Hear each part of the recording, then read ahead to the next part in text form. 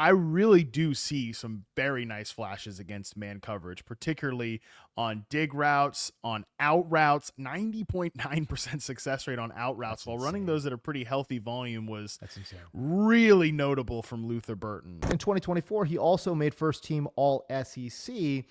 It's just that it seems like his hype did not necessarily really translate into a lot of wins or even a lot of stats. Look at the release. There's your separation. Great route. Stutter and go. Gets by clean. That is unbelievable. May be the greatest catch I've ever seen.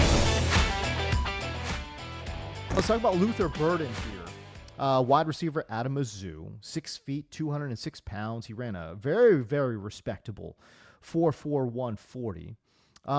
This guy coming into Mizzou, Matt, had all the accolades. I mean, in high school, he was a 5-star recruit. He was a top 10 prospect nationally.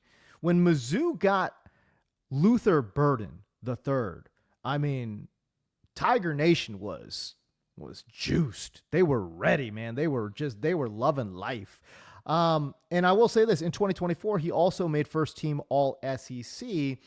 It's just that it seems like his hype did not necessarily really translate into a lot of wins or even a lot of stats. I mean, again, first team All SEC, okay, that's great. I mean, on a Mizzou team where he had 61 receptions, 676 yards, and 6 touchdowns, that's just not, it's not great. You know what I mean? It's okay. I mean, granted, he chipped in a lot on the rushing, with rushing yards as well, but still, we're talking about a player that had less than 1,000 yards last year.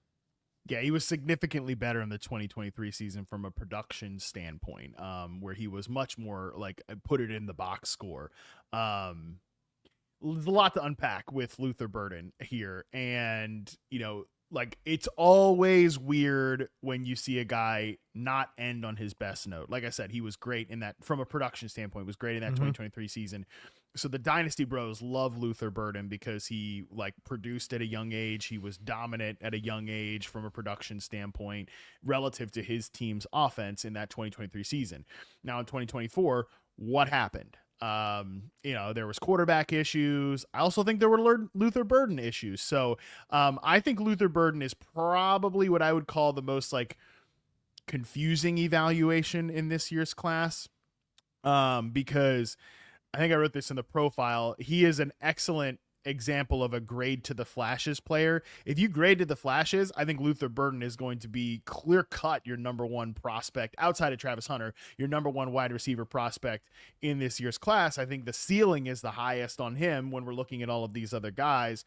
Like I said, for me, mostly all these other prospects other than Travis Hunter are like guys who are going to be really good 2s and 3s and kind of complementary players. I think Luther Burden has a potential to be someone you can build your passing game around.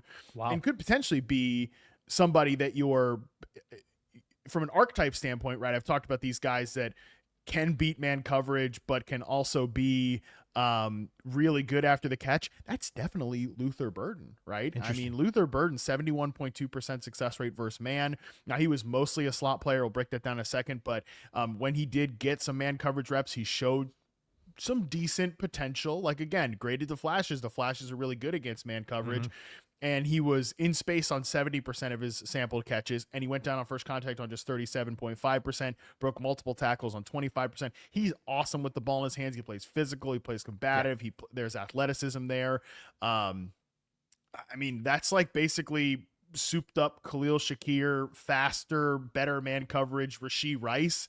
Like those are the type of players. Those players are really valuable in today's NFL. We've been talking about that. That these are this is the archetype of player that I'm trying to put more priority on. So again, you grade to the flashes on Luther Burden, you're going to come out with something, you know, pretty good.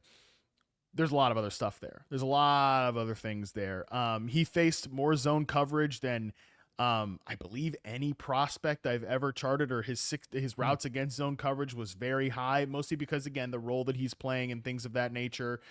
He was a almost full-time slot receiver, 82.9% snaps in the slot, 81.7% off the line of scrimmage. He's in the backfield on 63 or 6.3%. So we've only got 10.8% snaps in the slot, in the outside in this sample.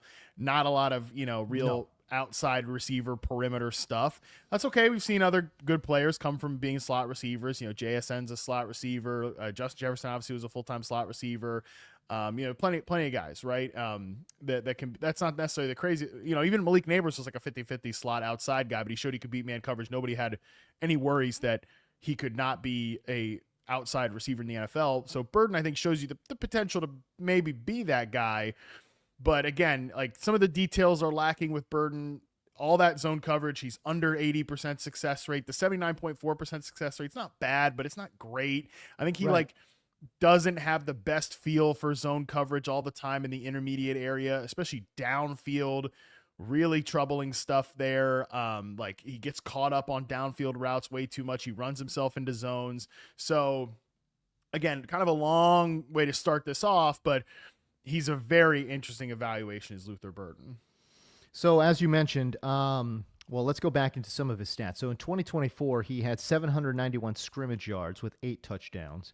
And then in 2023, he had 1,200 yards with 9 scrimmage touchdowns. And then his first year, 2022, as a freshman, had 463 scrimmage yards with 8 touchdowns. So he has scored a lot of touchdowns in his career. But as you could see, it's really just 1 year where he produced. Now, you talk about guys that anytime I think about guys that did not produce their final season in college, my mind always goes back to, and again, I'm chasing high side, upside here, but my mind always goes back to Stephon Diggs at Maryland, right? His second to last year, he was a beast. His last year at Maryland, he was not so good. Statistically, and obviously he turned out to be a great player in the NFL. Are we seeing that here with Luther Burden? I'm not that sure, Matt. Because at least when we're talking about Stephon Diggs, this is a player that played a lot outside, and he played a good amount inside too. But man, this is a player that played all over the football field, and we saw that translate into the NFL. Matt, I'll ask you, Luther Burden, you say, okay, plays the vast majority of his snaps as an inside wide receiver. I think I see traits there that will allow him to play outside.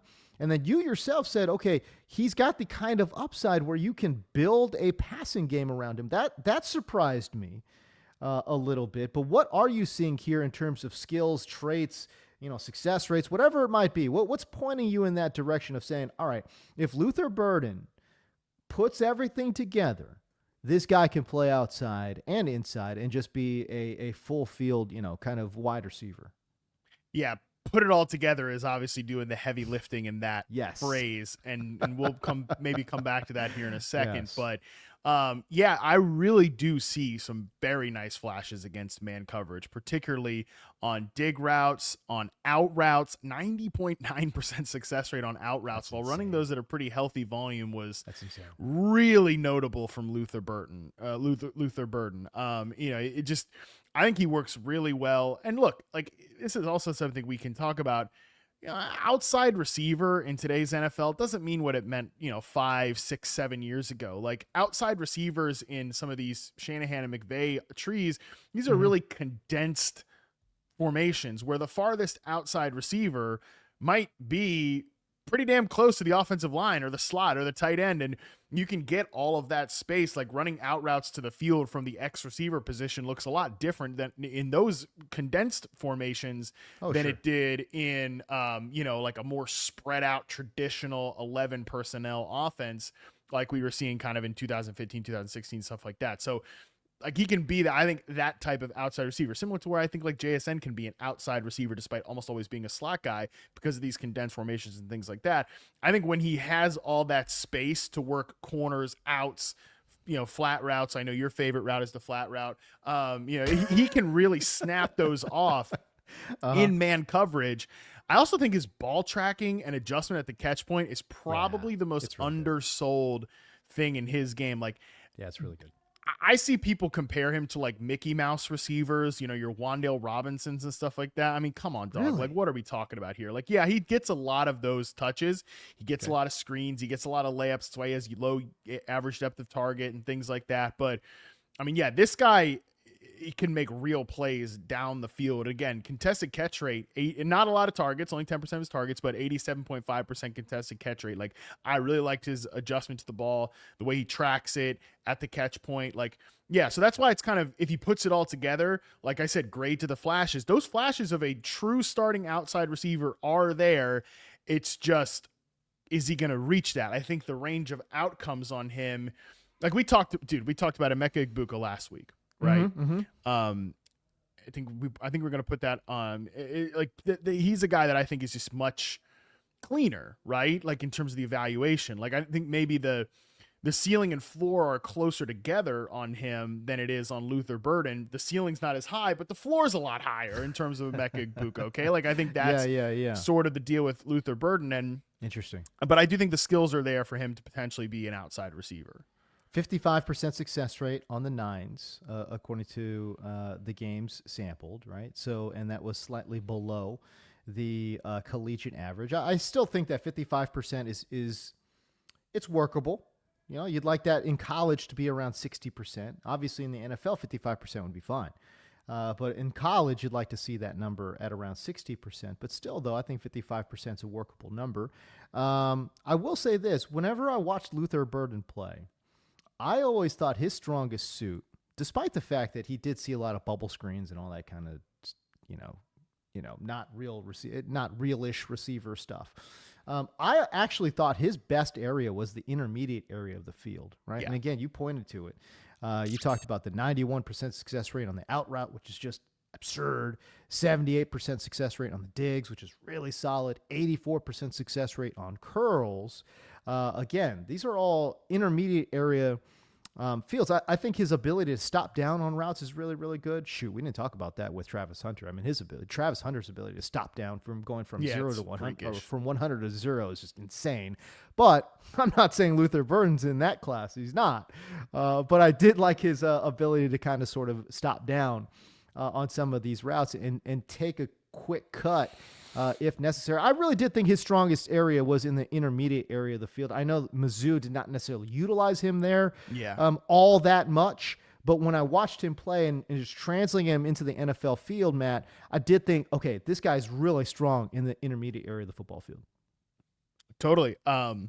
Big route success rate, like I mentioned, not a lot of routes, but they are there, and especially against, I would say, man coverage, zone coverage, both of those definitely, like, to me, it's just, those flashes, man, this is what we're talking about. Like, those are really there. And a guy that, like, beats man 70%, like, that's, even if it's mostly in the slot, like, that's a player that we're still really interested in. So, I just think I think we've danced around this enough. Like, I'm not going to get into, like, everything I've heard, but this stuff isn't totally a secret. Like, it's out there. There are some character concerns with Burden in terms of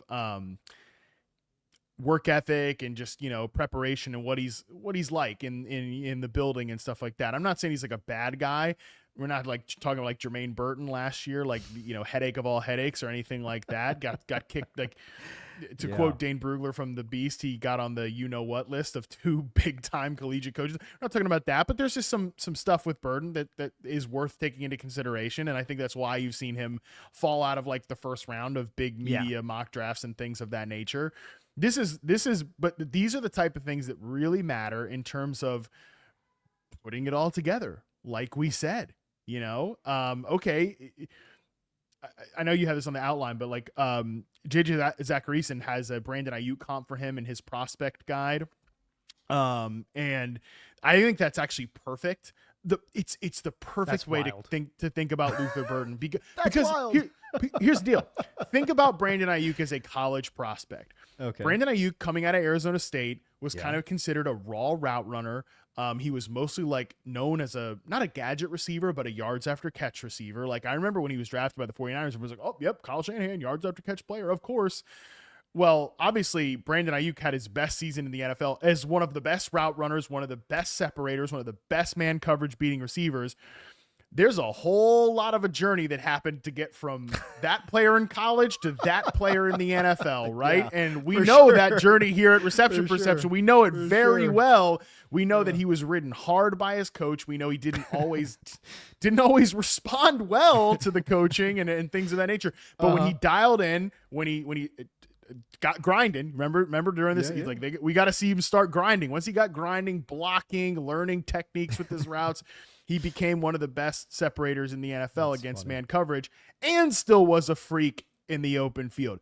I think that path is available for Luther Burden, but you've got to be dialed in. You've got to be working hard. And I think there are some concerns about whether Luther Burden is going to be that guy, at least based on people I've talked to.